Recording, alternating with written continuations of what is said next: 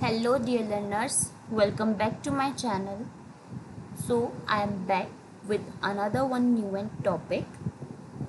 हमने स्टार्ट किया हुआ है चैप्टर प्लानिंग, जिसमें हम काफ़ी टॉपिक्स को कवर कर चुके हैं प्रीवियस वीडियोस में। एंड आज हम इसका एक और इम्पॉर्टेंट टॉपिक डिस्कस करने वाले हैं. It's a part 2 of types of plan.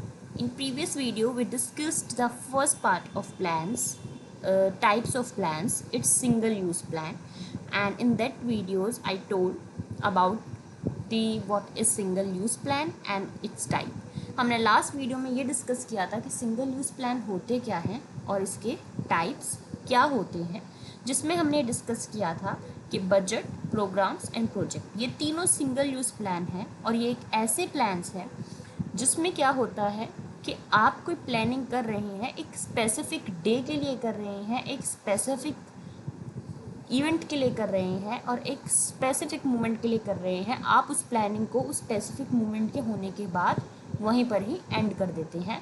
और अगर दोबारा आपको कोई इवेंट और प्लानिंग प्रोग्राम ऑर्गेनाइज करना है तो आपको क्या करना होता है, आपको उस चीज़ के लिए दोबारा प्लानिंग करनी होती है. मतलब एक प्लान एक ही टाइम यूज़ होता है.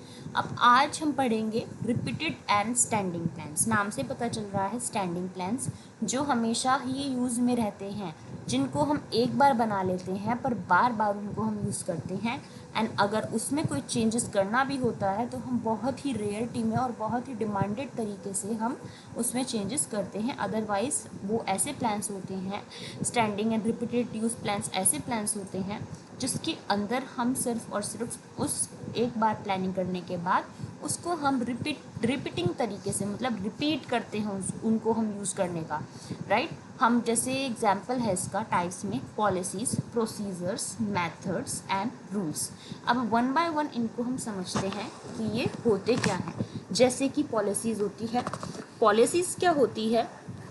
कुछ ऐसी गाइडलाइंस, जनरल गाइडलाइंस जो सभी के लिए होती है. मान लीजिए ऑर्गेनाइजेशन में किसी चीज़ की कोई पॉलिसी बनी है तो वो पॉलिसी सभी डिपार्टमेंट, सभी मैनेजर, सभी एम्प्लॉयज़ के लिए होगी.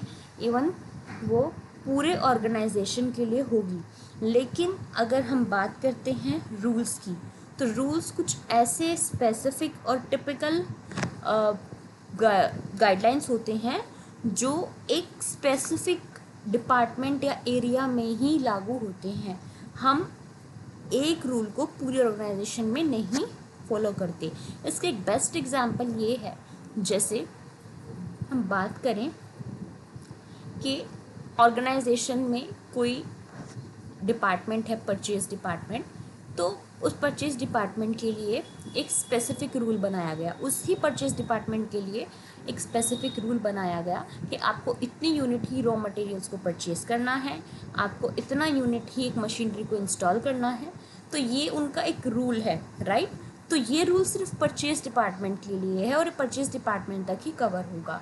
ये एक स्पेसिफिक और रिजिड गाइडलाइन है जो उनको फॉलो करनी होगी. लेकिन अगर हम बात करें पॉलिसीज़ की, तो अगर मैनेजर ने मान लीजिए पॉलिसी बना दी कि आप फाइनेंशियल ईयर की इस डेट को अपने अकाउंट्स को प्रेजेंट करेंगे, अपने समरी को प्रेजेंट करेंगे, तो ये जो पॉलिसी है वो सबके लिए है. परचेज, सेल्स, एचआर, हर डिपार्टमेंट के लिए, पूरे ऑर्गेनाइजेशन के लिए.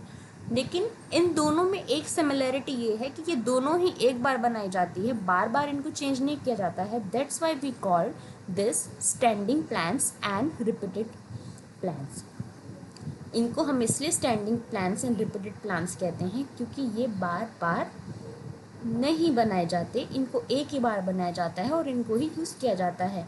अगर ऑर्गेनाइजेशन में ये डिसाइड कर लिया गया एक रूल्स के अंदर कि कम से कम मंथली 4000 यूनिट्स हम प्रोडक्शन करेंगे, तो ये एक रूल है कि 4000 यूनिट्स का मैक्सिमम प्रोडक्शन होना ही चाहिए कंपनी में. हमारा ये रूल है. ठीक है. ये एक प्रोडक्शन डिपार्टमेंट का रूल है. और अगर पॉलिसी ये बन गई है कि मान लीजिए कि किसी पर्सन का या एम्प्लॉयज़ का जो टाइमिंग है आने का वो इतना ही सेट होगा, तो ये सबके लिए पॉलिसी है. तो this is the difference between policy and rules and both are the part of the standing plans. Right. अब बात करते हैं मेथड्स की. अब मेथड क्या होता है? Way of doing anything.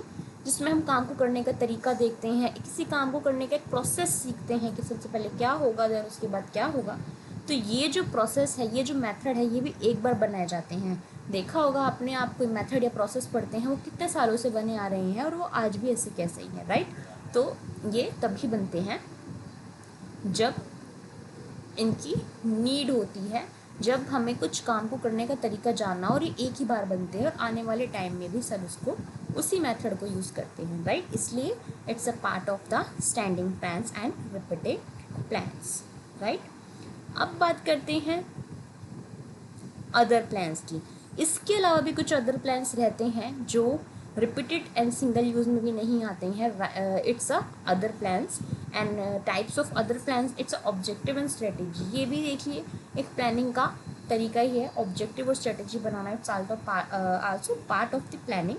तो ये हमारे अदर्स प्लानिंग में आते हैं। ऑब्जेक्टिव्स क्या होते हैं? जब आप किसी चीज़ का गोल और रीज़न डिसाइड करते हैं कि आपको वो चीज़ करनी क्यों है, करना क्या है।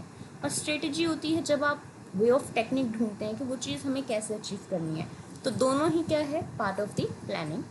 So this was the about the types of planning in which we studied the single use plan and repeated use plan. I hope you like this video. If you like this video, please share more as possible with your friends and peers, and subscribe to my channel and share too. And in the next video we will meet again with a new session, new video. For now, stay tuned, stay happy, and keep learning. Bye bye.